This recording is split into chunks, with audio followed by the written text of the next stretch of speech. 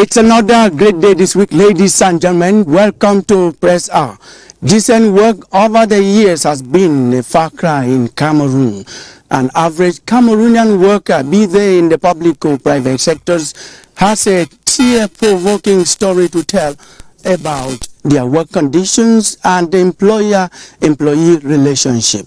It is certainly from such an unfriendly and enabling working background that the theme for the 137th International Labour Day has been conceived in Cameroonian context as resilience and decent work, acting together in the world of work to improve living conditions and social inclusion. We are going to look at some of these terms that are used in this theme and expand them to the world of work with just the type of panelists that you like to have on Press Hour. We are talking about Mr. Njamnshi Roland, who is the Inspector General of Services in the Ministry of Labour and Social Security. We are very pleased to have you on our set today, Mr. Njamnshi. Thank you, Mr. Kilian, for having me. It's a pleasure to be with all the workers. I know all of us on the panel are workers, so happy Labour Day to everyone.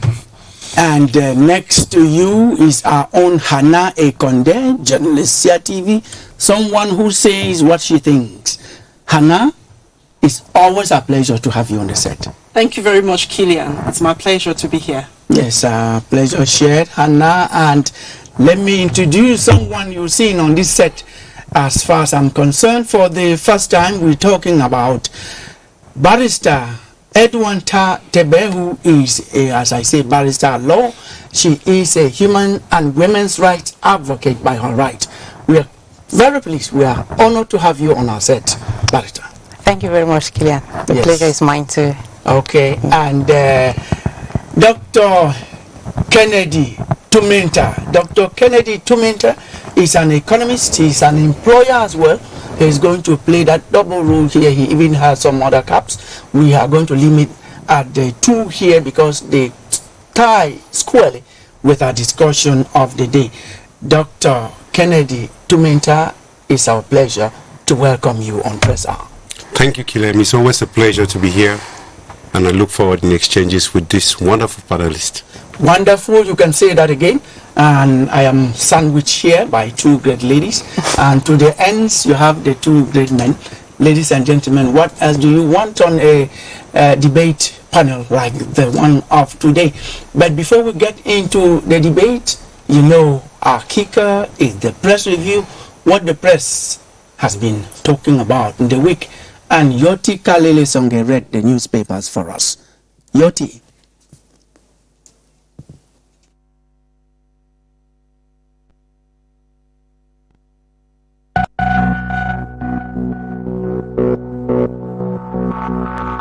Newspaper stands this week kept buzzing with information on diplomatic relations between Yaoundé and N'Djamena. The Guardian Post underlines the diplomatic role, stating that the government is silent as Chad recalls her ambassador. To the Horizon, it's a diplomatic face-off, indicating in the report that Biya has lost Debbie's filial respect. This was, however, short-lived.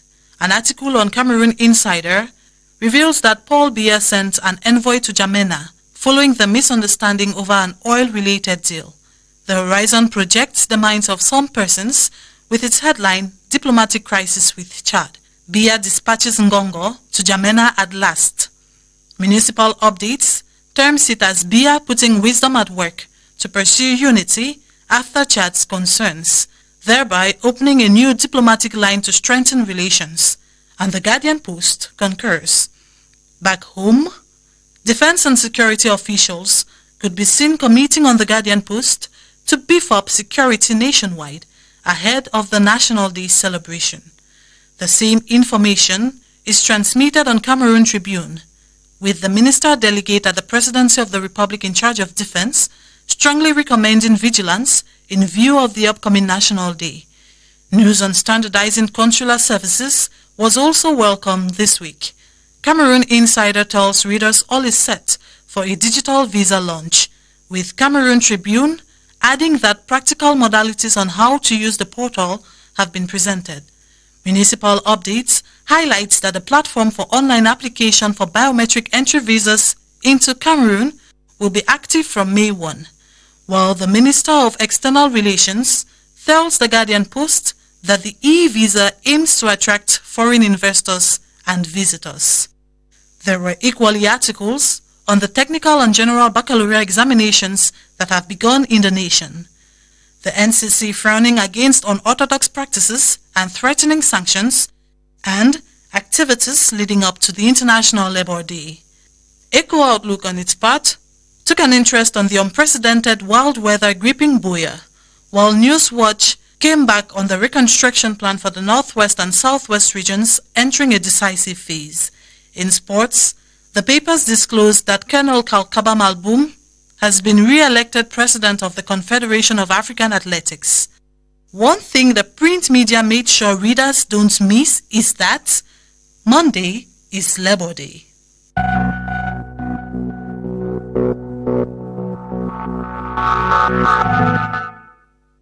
Thank you very much, Yoti, and we did not also miss that as a topic on Press Hour. Labour Day this year, the 137th edition, celebrated in Cameroon, if you like, commemorated, because so many workers say that they have nothing to celebrate.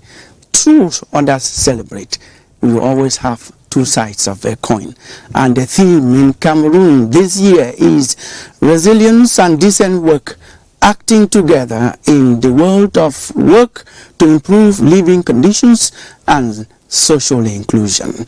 We're going to start, of course, with a personality, with an official from the Ministry of Labour and Social Security to tell us exactly what this theme is all about. What justifies this theme? Resilience and decent work, acting together in the world of work to improve living conditions and social inclusion. Mr. Njamnshi, tell us. Thank you again, Mr. Kilian, for inviting me once again. I think the context in which we are celebrating today's this year's Labour Day, you know, the labour world was hardly hit by the COVID-19 pandemic, which had a lot of adverse effects. There were workers who suffered who saw their salaries reduced, who lost their advantages, and some of them were even dismissed. And then there is equally the fact that some regions of our country are facing security challenges, and for the past years there have been little or no economic activities in those regions. So there is also some hope, because at least there is something which is beginning to happen as far as economic is concerned in those regions. And then also, you know, they've been the cost of living that has been increasing, and then the decreasing power of the workers' pockets. So all of that, it creates us in a context where there are challenges, and for these challenges to be met, we have to be resilient. We have to be resilient. Okay, and therefore we have to be resilient, and therefore each and everyone has a role to play: the state, the workers, and the employers. And as you said, that we said commemoration. No, every worker has should celebrate this day, because what are we actually celebrating? Because if you say you are not celebrating, it means that you yourself you don't consider the effort in which you are putting on. This nation will only develop thanks to the effort of all workers. We have to celebrate, because even right now, this program would not have been gone on if people were not at work. Yes, you're touching on the point that we are going to talk about here on the set. Someone who works 3-4 months has not had their salary. Someone who works, when they put their salary together, they can't conveniently pay their bills. They can't buy food. They don't have enough to provide for 2 square meals. We talk about 2, not 3, because we're supposed to have 3 on the table. What do they have to celebrate? And I think that we have a good number of these people in Cameroon. Yes, I talk of challenges. Challenges, celebrating doesn't mean that challenges are not there. You have to value what you are putting, your own very contribution. Each and everyone is doing work which is important. Everybody.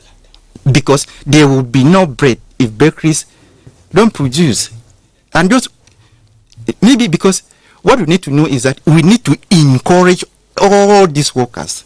Encourage everybody to work. Because if we say we should not, they should not celebrate, if they become discouraged and stop working, can you measure the impact of that?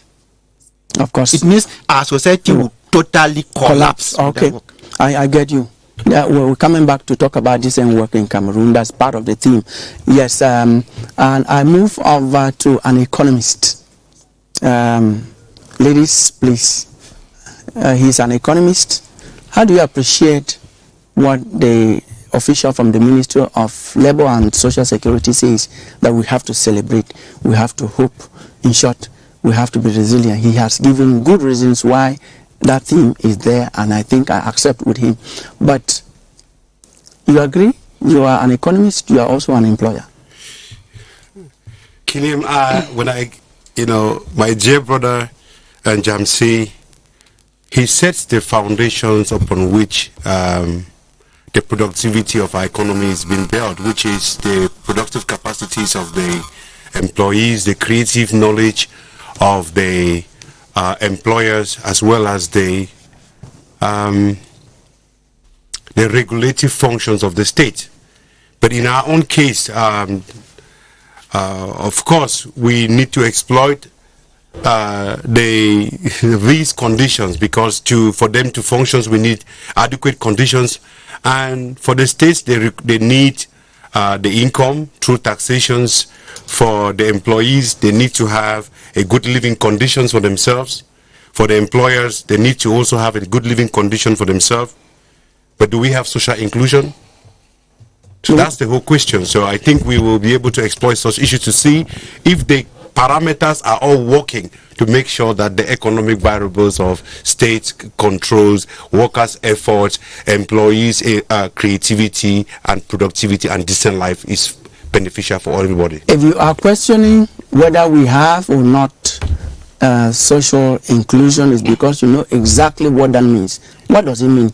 Well, you see, social inclusion is creating the environment and capacity for people to dream, work, and have the capacity to participate at all living at different interaction.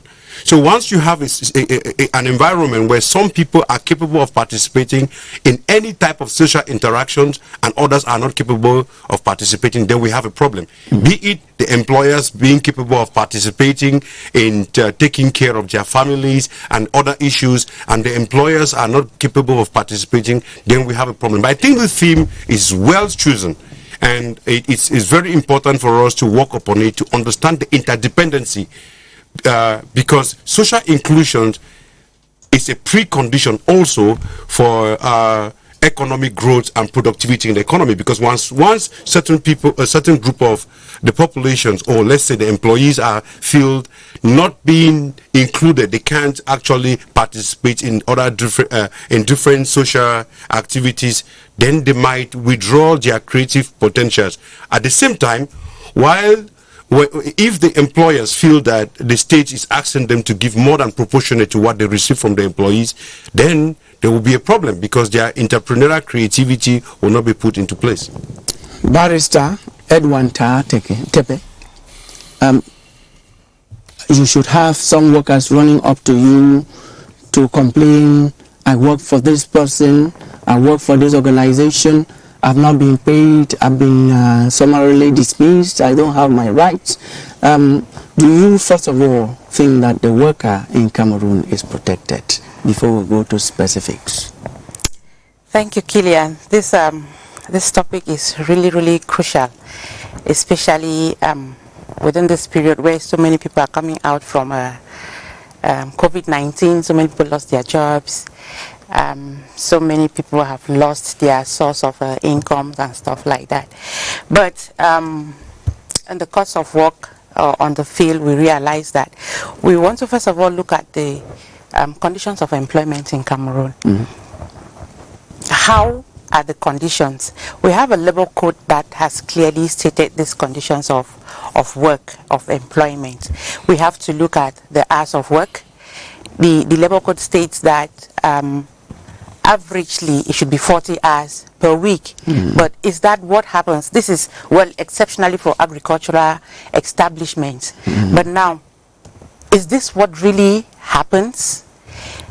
Do workers really put in their 40 hours? Do they put more than 40 hours? And are these hours paid accordingly as they are supposed to be paid? Those are some of the crucial issues that we have to look at. We're also looking at night work. When we talk about night work, we mean work that you do from 10 p.m. to 6 a.m. That is considered as night work. Now it's supposed to be paid differently. It's supposed to be because paid. A lot of risk is involved. Of course, of course. This is the riskiest part of every employee's working career. And now we have to look at the protection part of it. Are they protected when they are doing this? Now we look at those. Tell us, coming up to you, have they been telling you, are they protected when you look at the situation in Cameroon? I can't say it is. I can't say to the affirmative because most of them, they have not enjoyed the work safety that they are supposed to enjoy. I've had cases of harassments from people who left work late at night when they're normally supposed to be transported back home under the supervision of their employers, and that was not done. They had to take that risk, and so they got into some kind of issues. And of course, the employer is not going to consider it as any big deal. Well, you're fine, you're alive. There's no big deal, which is. But it's a problem. But it's a problem. Serious problem. Yes, it's a serious problem. So we really need to focus on that and let the employers know that the safety of workers, especially those working at night, is paramount. It's as if Barrister Edwan Tarh was talking to you, and my colleague Hannah, who was assaulted not long from now at night. Oh. I want to share yours because you are not the only one. We have had several of such cases recently. But as she said, even if it's not correct, we are happy that you are not hurt. Yes, I wasn't hurt because I was smart. Okay. I was very smart. When I left work that night, I discovered that I took a wrong taxi. I took a bad taxi. I was tired. It was about 10 p.m. in the night. I was coming back from Balmayo, and you know, the company for which we went to travel to work deposited us at the radio. They dropped us at the radio, which means that they did their job. And it's from the radio to my house that there was no provision for that. Anyway, that is not really the big deal, but just to say that when I got into that taxi and I discovered that I was in the hands of, you know, wrong bad guys. Citizens. So I had to be smart. You know, they told me to give my bag. I gave it immediately. They asked me so many questions. Unfortunately, I think I'm going to reveal, because when they asked me where I was working for, I immediately thought that if I told them that I was working for CRTV, it could have been very difficult for me. Yeah. So I told them that I am a cook in the Ministry of External Relations. I work in the restaurant there. And I was just coming back. Since the CRTV broadcasting house is just close by, exactly, you were truly smart because they were accepting you. No, I had to be smart, and because I was really afraid because my professional card was in my purse, because that is where they took the money. Unfortunately, you know, they usually do not have time, you know, to search deep. They could have seen my professional card and they could have known that I was telling a lie, and that could have been very difficult for me. But you know, they asked me where you work. I told them what I just told you. They asked me if I was married. I told them that I'm a widow and I've been taking care of 5 children. Then the guy who was assaulting me started crying. So that's it. So we are talking about when we got to, they took me from the radio and they dropped me behind Hilton Hotel. You know, it's also a very dangerous, dark corner. But all the same, we thank God, I came out, scot-free. I was not hurt. I received a big blow on my neck. But when they discovered that I was collaborating with them, they decided to be nice at that point. So they took my money. I had a phone in my back worth, 250,000. That was given to me by a friend, and I paid 150. So if you look at the phone, it was worth 250, and I had 42,000 francs in my bag. They collected all of that. They collected all of that, and then they left me 420 francs for me to pay taxi to go back home. And then he gave my bag. He said, "Mama, I've given you your bag now." I said, "This is an expensive bag, so I've not taken your bag. You are happy now?" I said, "Yes, I'm happy. Goodbye." Gracious God. But I was still behind Hilton at that particular point. At that point, it's a dark spot in Yaoundé, and there you have boys who take Indian hemp. The smoke. There's a lot of substance abuse taking place there. So if I fell into the hands of one of those guys, maybe they couldn't have had any pity, because there I was. You did not have any money. Too bad. And the one who even pretended to cry, took away everything. Yes. Now you talk about, from your story, it's enough that workers generally are not protected at night. Yeah, I cannot say it's general, you understand. It is just that you gave me the opportunity to share my story. I did not think that I would share my story here. We have come to talk about, things that are not working for some Cameroonians and things that are working for some Cameroonians. Now, when we are talking about, decent work in Cameroon, we know that decent work exists in Cameroon, whether we like it or not, but it is for a particular class of people. That is, if an ordinary worker is being assaulted at 10 p.m. in the night, the director who is in charge of that person cannot be assaulted, because that director will be taken care of. So if it is the director who was leaving maybe the radio that night at 10 p.m.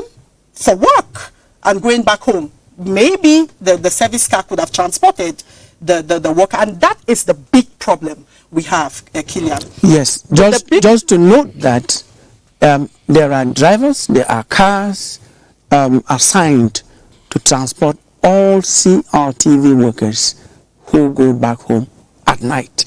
It should have been the irresponsibility of the person on duty on that day.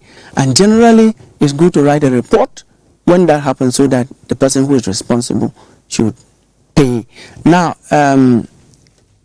Njamnshi, from what Hannah Ekonde just said, can we say that the workers in Cameroon, you are supposed to oversee, supervise all the other structures? Do you do any such follow-up as a ministry in charge of labor and social security? Yes, absolutely. That is what we do, and the operational arm of the ministry, the labor inspectorate, will go down to the field and see the conditions under which work is being done. But I would like to say one thing. I really feel touched with her story. And then you just said it is because somebody did not do their job, what was supposed to have done. Yes. Can we therefore place that on management? No. That is what we are saying, that everybody should be responsible and do his work. Because if we don't do that, because when we're talking of decent work, is an ideal situation where we are working towards to. And for us to reach, it means that everybody should be responsible. Do what you are supposed to do at your level. Because it makes no sense. If cars are there and drivers are there, how should a CRTV staff be in a taxi at that time? Now, we are not going to make it a focus on CRTV. Decent work, what do we put into that package of decent work? Who is a worker who should be considered as doing decent work? Yes, when we are talking of decent work, is considered there are four elements into it. Yes. The first thing is employability. there should be conditions for everybody to be employed, including women and children. Everybody have a right. Well, those who have employment age? Not children, but excuse me, Yes, youth. yes, youth who are at employment age. Yes. And then the second one is social protection. Every worker needs to be registered with the Social Security scheme, so that when you work and at the time that you go on retirement, you should be able to be sure that you are going to have something which would going to be we're going to enable you live after work. And then third, norms, conditions of work. A lot we are talking of these laws. If they are not respected, when we are talking of, there should be laws that are written, Should be applied. the collective agreement, the labor code, all the decrees and the laws, they should be taken into consideration. I like the way you're saying it. We mean that all what you have listed, when you go down to the I've field, not finished. you don't have that I've not practice. finished. I've not finished, Mr. Kilian. I've not finished. When you finish, you answer that question. I've asked already. No. The last element concerning decent work is social dialogue, because the legal scheme is there, but there are still lapses which can only be covered when parties dialogue. Now, we got the four. Now, you just answer the question and we move on to the other panelists. All what you have listed, you say, shoot, you put that, I think that is very conscious. Yes. That why don't you, as the supervisory ministry, make sure that this work, and you don't talk about should, you talk about it is being done. Yes. If we reach that stage, maybe there will be no, I don't really say, the headache that we had on a daily basis will not exist. So I said, this is an ideal situation where we are working towards that. Much has been done, but there is still a lot of work to be done so that we reach that stage of decent work in Cameroon. Yes, that takes us to the relationship between the employer and the employee. Yes, Barrister, we know that it's generally a cat and mouse kind of relationship between the employer and the employee in terms of contracts. What is in a contract? What should a worker insist on when they go for an employment somewhere? What should be the behavior? Contracts generally are agreements between two people. So they must, it depends on what they agree. It depends on what they want. Each party, you bring your own you bring your own terms to the table, I bring my own terms to the table, and we both come to a consensus. But for any contract to be valid, we have elements that must be taken into consideration. There must first of all be an offer. There must be an acceptance. There must be consideration. There must be an intention to create legal relations between the two parties. And of course, there must be the capacity to contract. Once these elements are in place, then that contract is going to be will be considered as a valid contract between the two parties. Then when we get into looking at the terms of the contract now, it's something different depending on what the parties have agreed. But what is very important is for us to avoid this this cat and mouse game between the employer and the employee. We are looking at, first we look at the terms and conditions of work. You must agree on that. Okay, you start work from this time and close at this time.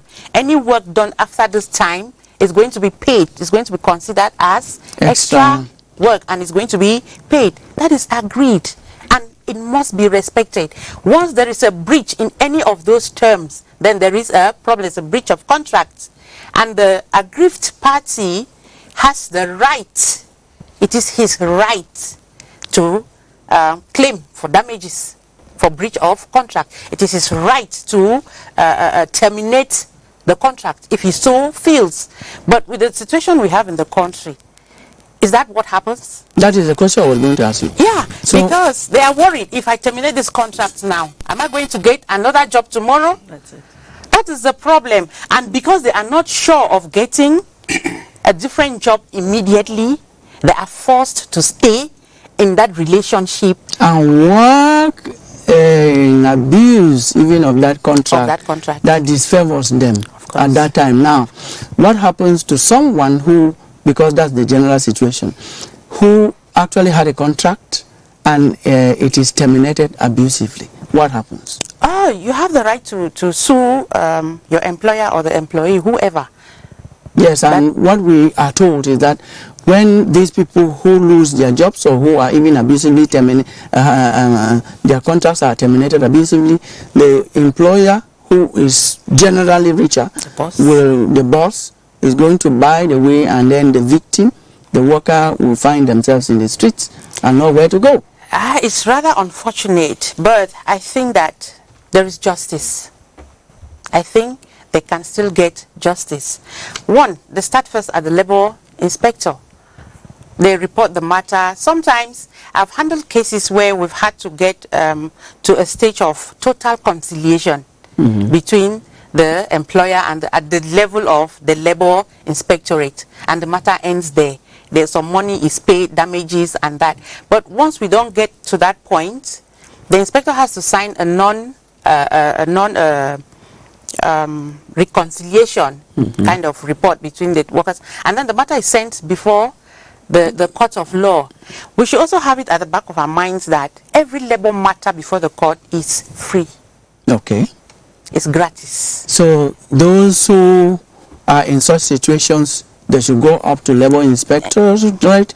If it doesn't work, they should go to the court. To the court. Now, if it's free, is it free for them? Who give them the lawyer? Can a lawyer, you are a lawyer, accept to go and defend someone for free? Of course, there are freelance lawyers. There are pro bono lawyers. There are some cases that are really, really pathetic that I will take it for free. I would defend the person for nothing, and you get your damages or your whatever.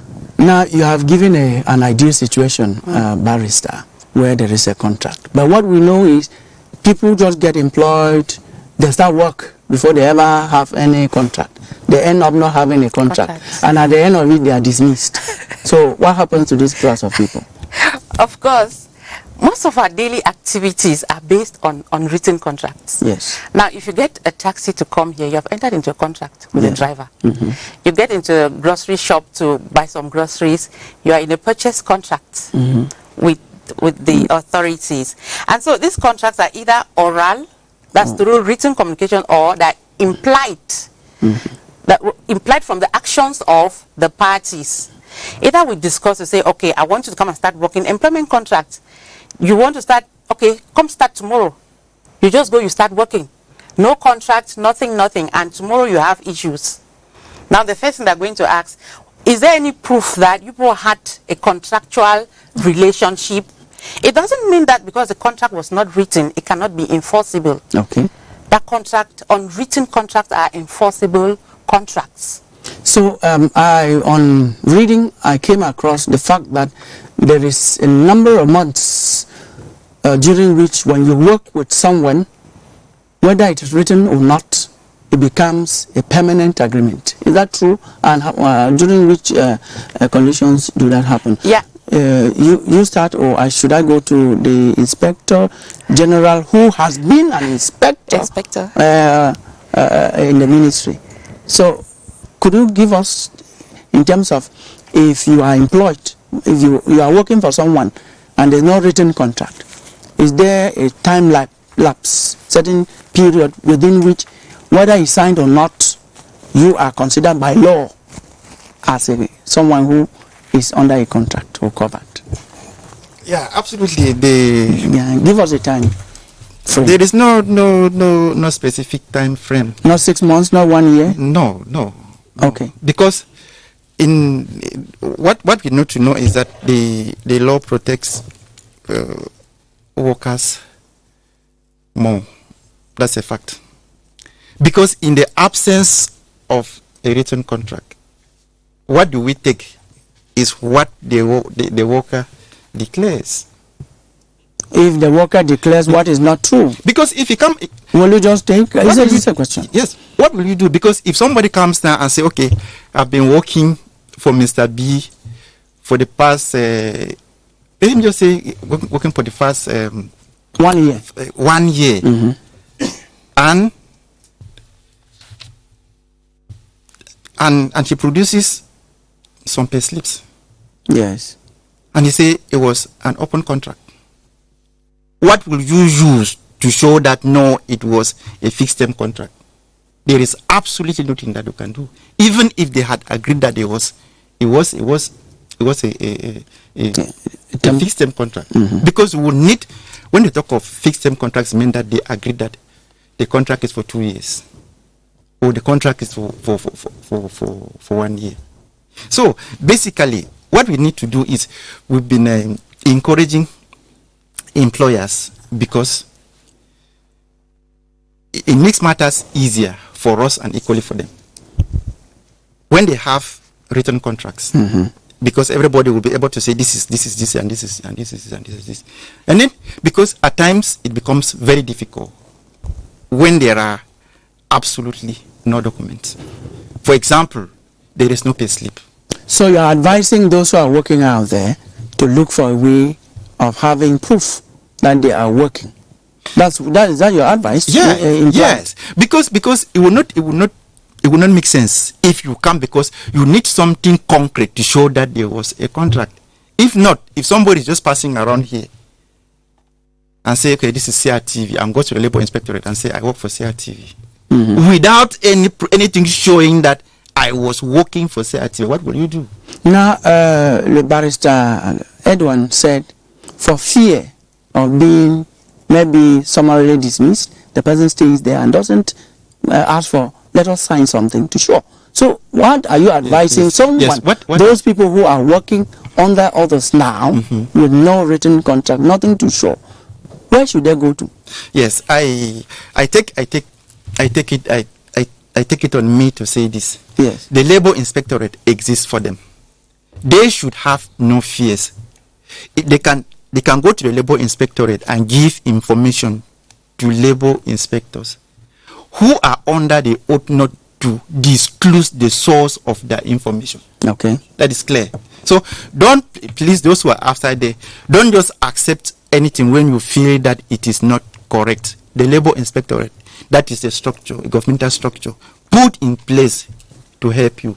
Thank you very much.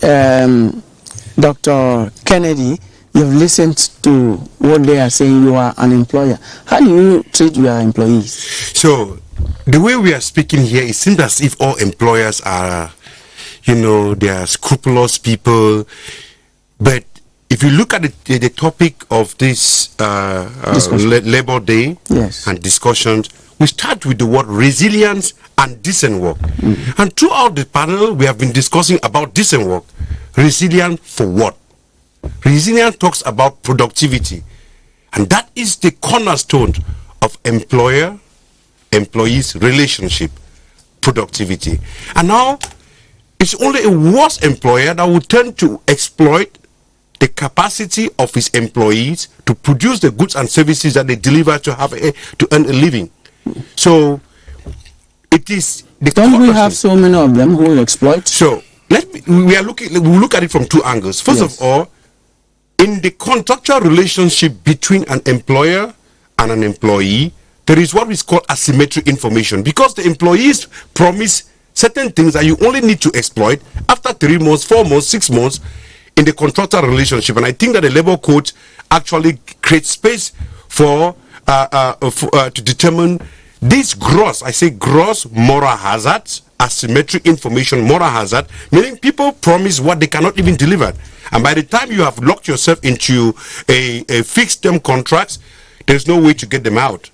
And sometimes employees are so smart to negotiate their contracts, put a face that you as employers, actually the employer has nothing to do with the employees. It is the institutions the goal of the institution, which is that brings them together. The employer has to look for the best employees and brings together for the productivity of the society.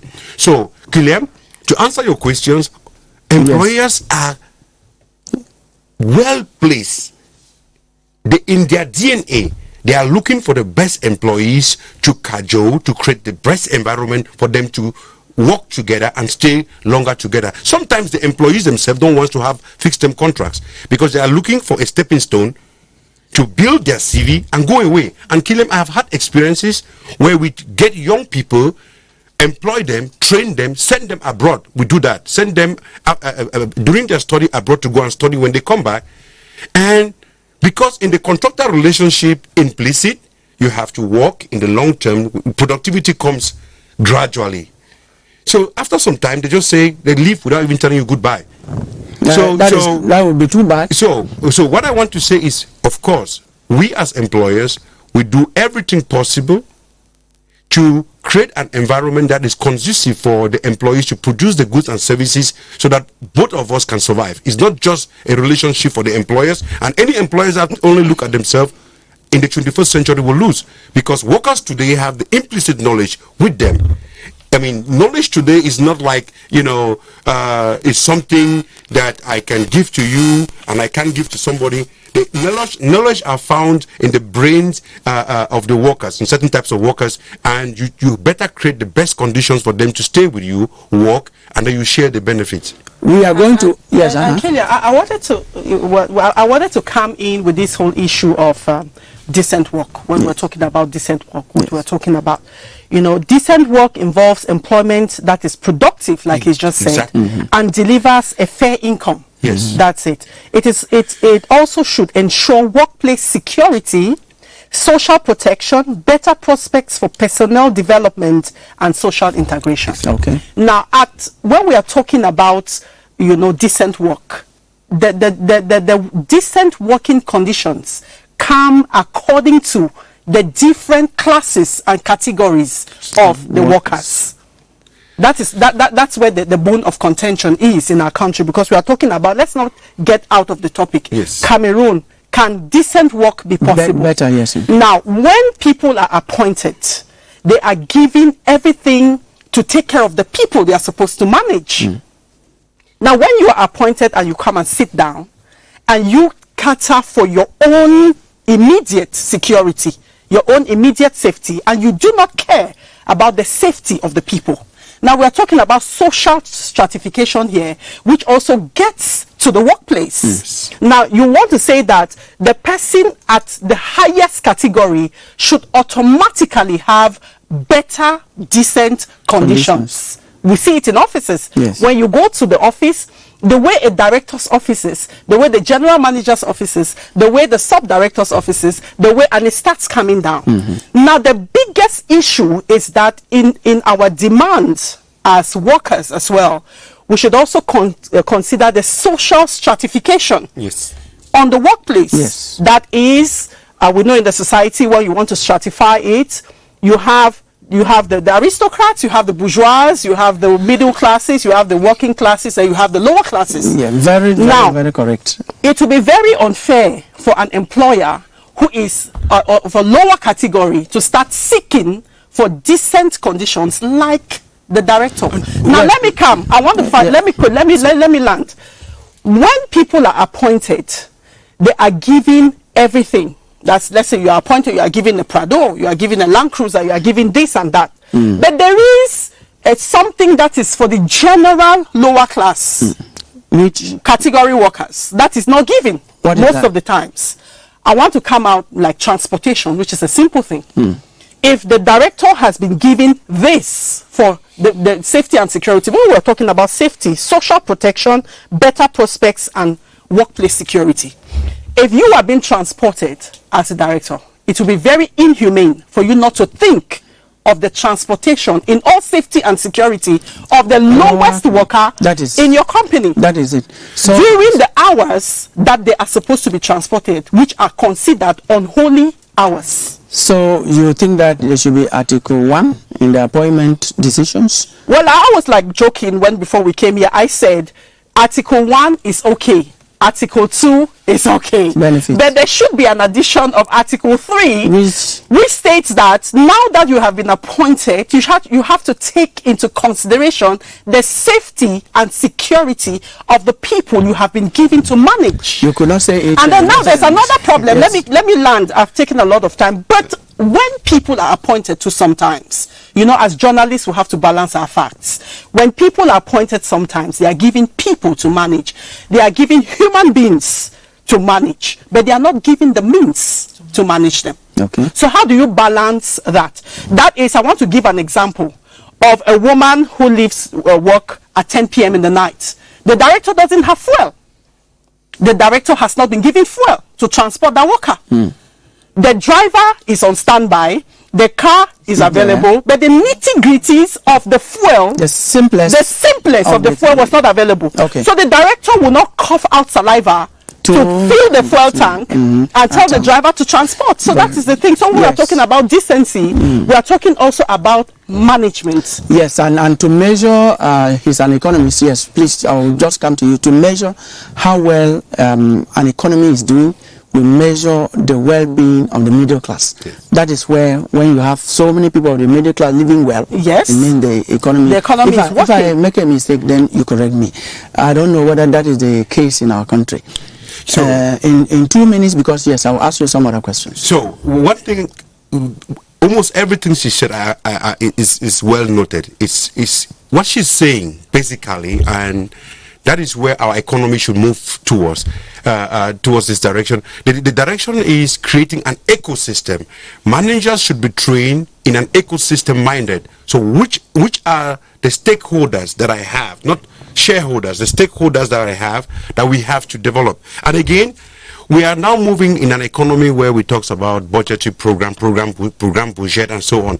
So sometimes it's about poor budgeting and poor evaluation, and sometimes it's about bad governance within the system. That's why the performance... exactly. Yes. So in our economy, you have to understand that we are in an economic transitional period where we are trying to build in a private sectors driven, managed economy, and we need to get to a point where we could create those conditions necessary yes, for thank you. everybody to Very quick ones before I come to Barrister Edwan. In a conversation with you, yes, preparing for this program, you told us that there are some professions, I want to call them vocations, yes, that in the next 5 years, 10 years, we will not have them in Cameroon. Can you give us some of these, just 2 or 3, and then give us why? In 2 minutes, please, because we have to go around. Of course. There are many professions that in the next 5 years, they are not going to be available. 10 to 5 years, you have like cashiers at the banks, you will not see them anymore. You have data entry, some accountants, telemarketers, bank tellers, some type of factory workers, you will not see them anymore. And even in journalists, there are certain specificity there that they are going to disappear. The reason is because the increase in digitalizations, some of these jobs, some of these industries becomes obsolete. And because they become obsolete, technology comes in, robotic comes in, artificial intelligence comes in today. And they replace. You see, but unfortunately, if you employ such people, put them within your company, and the productivity is so expensive, the cost of production for the services you give is so expensive, you have a problem. We have in many institutions now that they think that the only way, I'm sorry I have to use the field of journalist, that these guys, these guys does great jobs to create visibilities for corporations and so on. And people expect that you just need to give them 10,000, 15,000 francs for them to do coverage. It shows that there is a problem. There is a mismatch within the instrument for marketing, communications, Google ads that are existing, all these ads that are existing, and this profession. Advise then people who are taking those as a career advice to some of those people who may be taking the professions that you say may disappear. So what advice do you have for them? You see, you have to divert. You have to migrate. Yes. You see, you can't take a profession today. Multitask. Multitasking is something. You see, multitasking is very important. Soft skills is very important. Yes. And we think that people should be multitasking. They should use multitask, and digital skills are always important to make you migrate from where you are. Thank you. Barrister, there is something which we cannot fail to talk about. Protection of the female worker. How is this important? How is it done in our country? What should we do to have it in place? Of course, female workers are they are protected like every other worker, but in our labor code we have there's some special provisions that have been put in place specially for them. For example, we are looking at maternity leave. That is some of the advantages that pregnant women do have over other workers. They have nursing hours for a woman who has just given birth. She has hours that she can go home, take care of the baby and come back. And female workers are not supposed to work in some industries like doing night work or some kind of physical work. You don't have a right to do that. If you think that doing this is more than my strength, you have a right to terminate that contract without notice, and you shall not be held liable. Now, this leads us to one question. If Dr. Tumenta had he even is an employer, he has his organization. If he looks at those provisions of the labor code and he wants results, he says, if I take women, they will be absent because these provisions make them this. And he does not employ women. Will you cry foul? That is. Of course, we have to cry foul. Is it our fault that we were created as women? We have the same capacity like the men, but because we are women, we are being discriminated upon, which we think that is very, very wrong. During that period, you employ her and you know that she has to go through this leave period, and you make provisions for somebody, an interim, to take her place during that time. And after she comes back, she's competent like any other person. I like that. We mean that during that period, the person doesn't have a salary. The person who comes in takes the salary. No. You're supposed to have your salary. You're supposed to have yours. Those are some of the sacrifices that employers should make. Okay. Those are some of the sacrifices. I'm not going to comment on that because our viewers have understood the situation. It's a very complex, very complicated situation. Yes. It should be. I want to clear that. So when a female worker is on maternity leave, is a national social insurance fund that pays. You cannot have a salary because you are not working. Because the salary is you are entitled to a salary when you actually work. Okay. Yeah. So please. There are certain things that I want to yes, to clear. Briefly, can you do that in 30 seconds because we have just 2 minutes to go to the end of this program? Yes. I cannot stay quiet when they say employers are scrupulous. No, employers are not scrupulous. Employers are very important, and then the government consider them as being scrupulous means that they are good, that they are important. No, it doesn't mean that. It doesn't mean that. The workers, because they are equally facing a lot of difficulties. You can remember we are talking about the yes, because at times then most companies were closed. They couldn't. What do you think? How did they manage to do all of those things? So they know that they have their own place, but they have their responsibilities. Workers too need to be responsible. Yes, that is yes. it. I was talking, focusing more on women who work in the private sector. Okay. Most often, the employers say they have registered them at the CNPS. Yes, the social insurance. Yes, social. When they come to us, we realize, we do investigations and we find out that that allowance has been deducted from their salary, but they don't pay them. Okay. So what happens to that kind of situation? Yes, workers should not wait until that time. We have not talked verify yourself to see if, because there is a possibility of a worker to verify if his employer is paying it his or her own contribution. Verify it before time. Thank you.